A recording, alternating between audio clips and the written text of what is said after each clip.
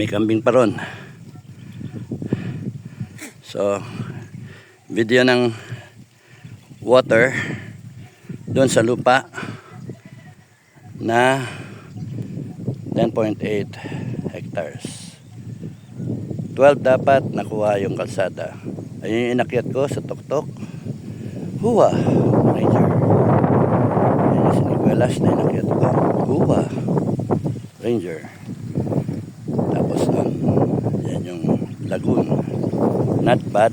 Linis lang to. Bacteria lang kailangan to. Yung lactobacilli. Lilinis yan. Parang tubig ano lang. Golf course. May kawayan no? Boating. Lipat ang Comelec. Boating. Dito na tatayo ang Comelec kasi may pwedeng mag-boating dito. Asar ano.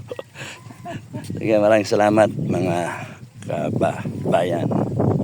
Mga ka-SFGF, anong palagay nyo? Atin na bang patulan to? No. Bago natin patulan ang iba, ito muna. May baka kayo nakita, testimonial yon. May kambing. Maganda yung tuktok. May tubig, very important. Maraming salamat. Hanggang dito na lang. Bye-bye.